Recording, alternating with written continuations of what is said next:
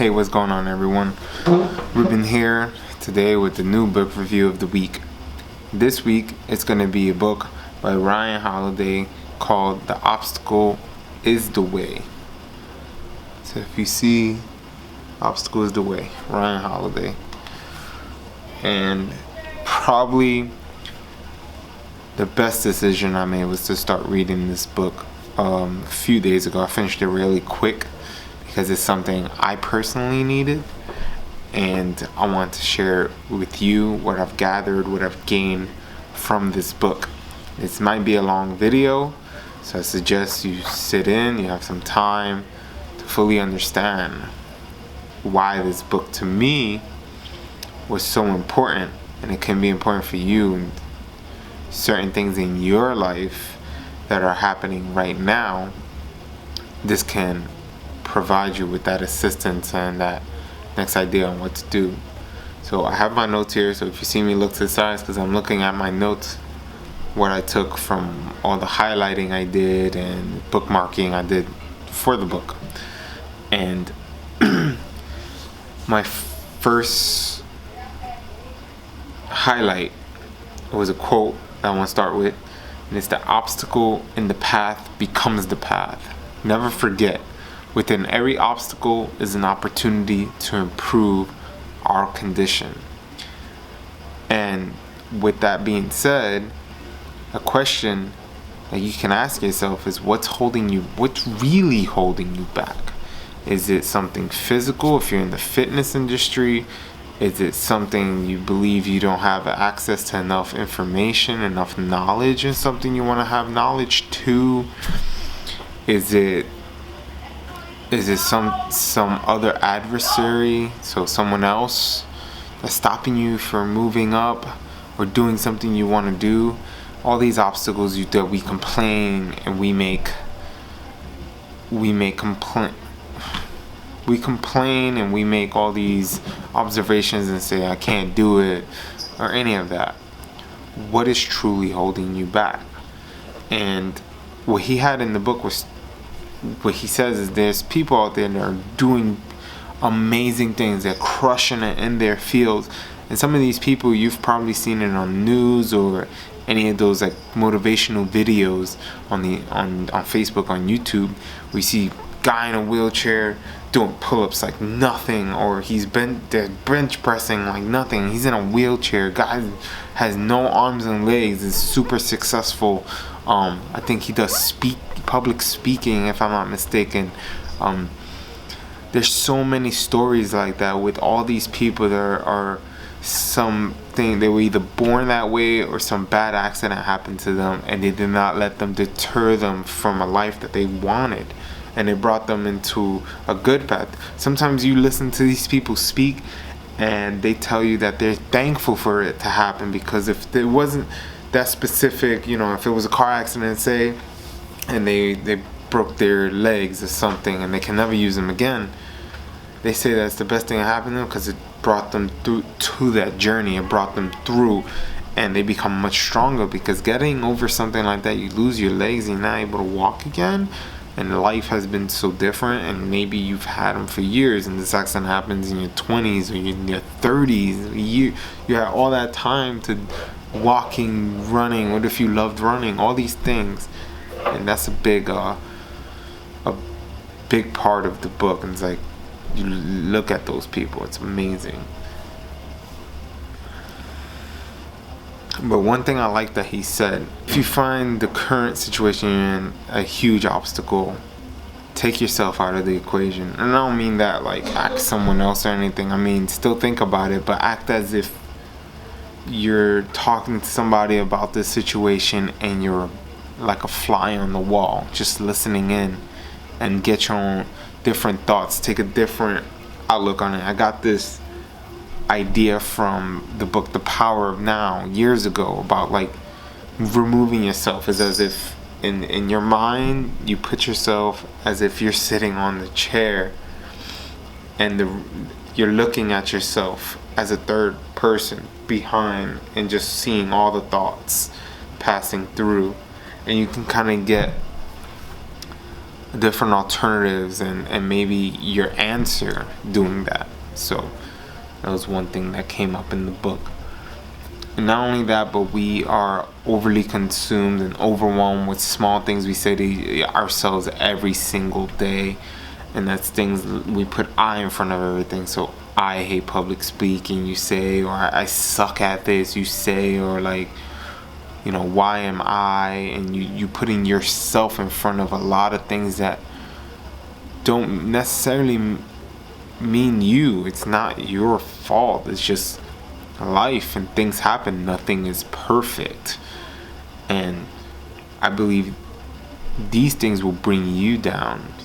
Do you believe that it will bring you down? You know, I'm pretty sure deep down you know it will bring you down and make your mind weaker for handling these situations in the future. So I like a quote by Richard Branson. He says, "It's like business opportunities are like buses. There's always another one coming around. And if you think you lost out on an opportunity, you know, years ago, and that person that told you about it is super successful right now, that's okay. There's always business opportunities out there, especially with the current world we live in nowadays with the internet. It's opportunities galore. There's too many opportunities now that it's hard to even choose one." So he had a whole chapter on perspective. And now there's two definitions. There's the perspective and context, is sense a larger picture of the world, and framing, the individual look at the world. That was a good way, because he talked about perspective a lot and how it matters. It's like the number one thing for you to see obstacles in a different way rather than how ordinary people see it. You will see it as a way of like opportunity. Instead of thinking like it's bad, think of it as this is an opportunity for something, whether it's to teach me. I'm talking in your shoes right now. It's to teach you a certain quality you may need, whether that's, you know, maybe you need patience in a certain situation, an obstacle you're dealing with right now, and this is real life story, is something that's out of your control. You have to wait for someone else to make the decision, and you have to sit there and you already did everything you could, and now it's just waiting. And knowing that your whole life waiting has always been the hardest thing for you to do, and now it's as if you've been tested. Think about that. And you're being tested and waiting weeks for something to happen, and yes, you're seeing signs that it's going along, but it's not going as fast as you thought, or you know, you were told one thing and then it didn't end up being that way. So that's something of like how you use that time. What's your perspective? This is an obstacle. It's teaching me how to be more patient in life, and that's how you have to see it. So I like this. There was a story in the book of an actor. I think it was George Clooney. Not sure. But basically, he would go do all these castings and actor interviews and everything, and no one would hire him. He wouldn't know why. But then over time, he kind of figured out why he wouldn't get these gigs, and it was because he had to think of a way how people need somebody, and these people are always hoping for the next person to walk in the room to be the right person that they want. Like, you think they want to sit there and do all these interviews all day, every day, you know, until they find the one? No. So the mindset he took was like, what can I bring them to the table? Like, well, I gotta see what they're looking for and become that. And then once you have that, more opportunities will come your way. And also, when the head goes, the body follows. Perception precedes action. Right action follows the right perspective. And there's another story of Tommy Johns, who was a baseball player who broke his arms. And he was like a really famous, very successful baseball player. Broke his arm, and they told him he probably would never be able to play again. And he went on to fix that arm. Obviously, I think he did a surgery, and they were like that. It's like 1 in 100 chance that it'll actually like work, and he took the chance. It worked, and apparently there's a surgery named by him, Tommy Johns, and he went on to win a bunch of championships and win a bunch of games and have an amazing career. And then when he was 45, the Yankees had him, and they told him pretty much he's too old, because in sports that's like you're done, you're retired, goodbye. And he like made them at least bring him to spring training the next year. Did that, trained his ass off, opened the first game, won that game, went on to win more games, but then he retired. But that's another story on where like the broken arm and the doctor telling him that he would not be able to ever play again, and that the surgery was too risky, and all those were like obstacle after obstacle, and him doing like his life's work. This is his life, baseball, and that just made everything work. And it's just like he went with it, he went through the obstacles, there was no other way, no turning back. He just went through. There's no other way, so he had to go that way. That was a great story. And I love in the book he has this part where he's like, what's up to you? And there are certain things that are out of our control, as he says, and there's some things that, yes, the obstacle will look impossible, but we can always take something from it. And there's still things we can control. And those things are our emotions, our judgments, creativity, our attitude, our perspective, our desires, our decisions, and our determinations. And I love the story he had of Steve Jobs, which is another book I must read about his biography, and how he always pushed people's limitations. And people would tell him, oh, we can't do that in X amount of time, we need more time. And he would be like, I trust in you. You know, when I think it was the first Mac computer was supposed to come out like sometime in January, and the engineers told him we won't be able to make it on that day, we're going to be about 2 weeks late. He told them do it in a week, and they were like, what, that's impossible. And he's like, just do it in a week, I believe in you, I trust you, or something like that along those lines. And they ended up coming out at that original date that they meant to come out. Those guys busted their ass. He did it again with the first iPhone and the glass, and the company that he got the glass from, he was like, I need this many, and they were like, that's too much. And he was like, don't worry, you could do it, I believe in you. And they practically did it overnight. And he kept pushing through people's he wasn't probably nice about it, but he will always push through people's disbeliefs, and like they would think like, no, that's not possible, and next thing you know, they do it anyway. So think that in your life, do you do that often? Do you think that when someone gives you a task to do, and you're like, oh my god, how am I supposed to do that in X amount of time? That's almost impossible. But then you start and you get into the flow of things, and next thing you know, you finish it like 15 minutes early, and you're like, wow. You ever had that happen in your life? I sure have. So just when people give you the timelines, hey, if you don't finish in time, it's not gonna be the end of the world. Just be like, hey, I just need an extra 20 minutes, or give them like, I need an extra hour and finish in 20 minutes, so you can kind of make up for being a little late. And then how I like what he says of how we always been told to be realistic, listen to feedback, play well with others, compromise. But sometimes conventional wisdom can be too conservative, and sometimes it's good to be a little rebellious. There is good in everything, if only we look for it. The story of Demosthenes, I'll put it in the show links below. It's spelled well from the Greek mythology. Apparently this man was dealt with a real bad hand in his life. He had like a speech impediment. What else scary? He had a speech impediment.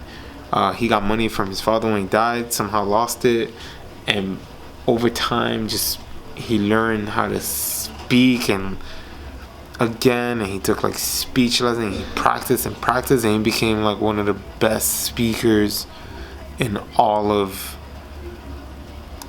Greece. Apparently, like he was like the best speaker. So it goes to show you, like, even though he had that speech impediment, he worked on it. So remember that sometimes you've dealt with a bad hand at life, but sometimes it's a test of character. And you got to think of it like when you do make it, you have a better story to tell people in the future. And most of the time, we let our worst instincts take control of our lives. We act powerless to make it better for ourselves. So we want to play the, oh my God, I'm having such a bad time. I'm pretty sure you've been there. We've all been there. And you want people to feel bad for you. But it's all running on emotions. It's as if we expect people to solve our problems. And I like what he says in the book. He's like, we believe that there is a chance that our obstacles will obstacleize themselves. So basically they'll unravel themselves and be gone by alone without any input from us. But that is all a lie. Only two ways for that obstacle. Not even. There's only one way to go, and that's through it. Yeah. And there's a lot of stories in this book. That's why this video is gonna be so long, because there's a story of Amelia Earhart, and oh man, she said yes basically to like impossible odds. She always wanted to fly and do everything she did, what she's known for. But in the beginning, it was hard for a woman at that time to do anything like that. It was just weird. And the company called her to fly because the first person had a fall off. They called someone else. That person couldn't do it. They called her, and they told her that she wouldn't actually fly the plane. There were going to be two men with her chaperoning. She won't get no money while the men did get paid, and she might die doing it. And against all those odds, she still said yes to do it. And look how famous she has become. She's a household name. Everyone knows her. And if you don't, you should definitely Google her and read her Wikipedia. And then basically says when times get real tough, just move forward. Like, I forgot who said the quote, but it's like, the quote is, if you're going through hell, keep going. I think it was Roosevelt that said that, or it was a military, I forgot. Mindsets to consider: never be in a hurry, never worried, never desperate, and never stopping short. And if you ever read the book from Viktor Frankl, A Man's Search for Meaning, I like this, what he says in there. It's like, we're always asking ourselves, what is the meaning of life? But instead, the world is asking you that question, and it's your job to answer it with your actions. So what are you doing today to answer that question to the world? Of course, turn every obstacle into opportunity, just like the story of Samuel Zemurray, who had a fruit company, aside from like United Fruit, which was the biggest food company in like early 1900s, I think.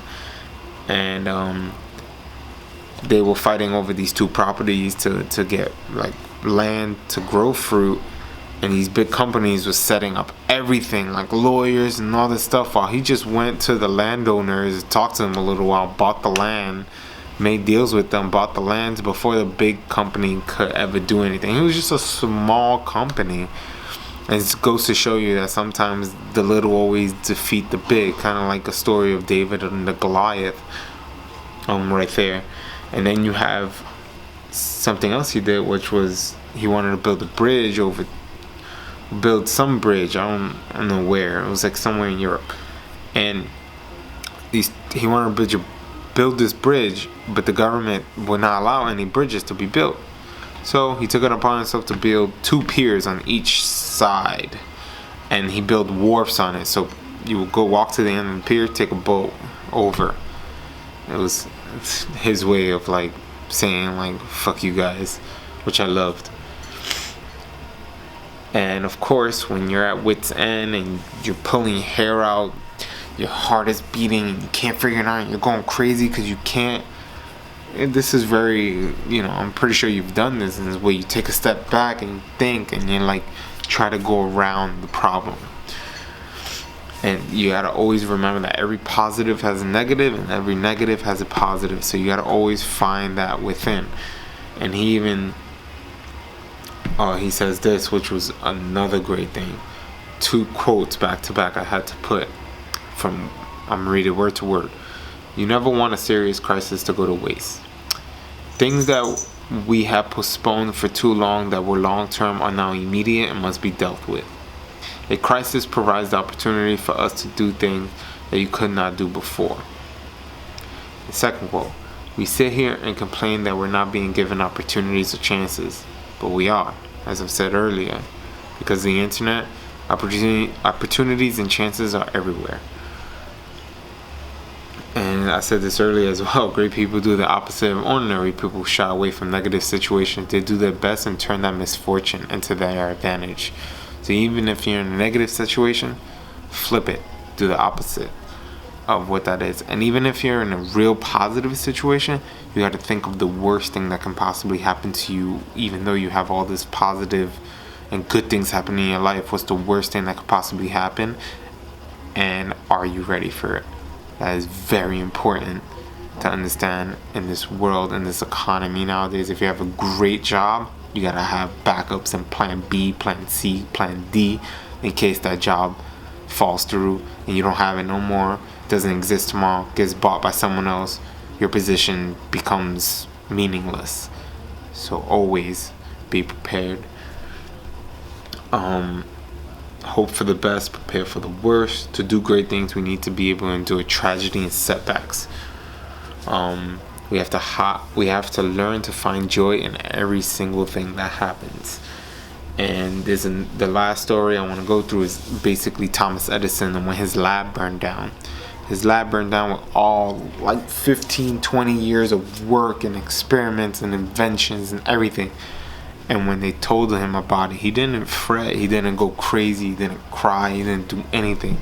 He told his kids to get the family and to watch the great fire. Because of all his experience, all the things he had in the lab, the fire was like different colors and whatnot. So he said, you'll never see a fire this big again, with a smile on his face. And he said it just gave him opportunities to try new things.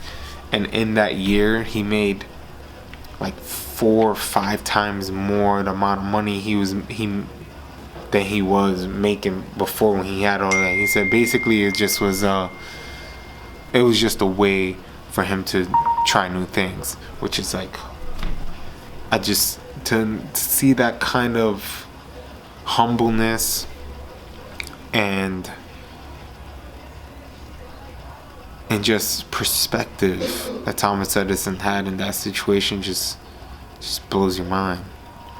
I'm speechless. Like I read that part like 4 or 5 times, just over and over. I really suggest just reading the book. It's so inspirational. And I want to end it with something he says that we gather strength as we go. So no matter your situation right now, gather strength as you go. You will become much better, much stronger for future. Things won't get easier.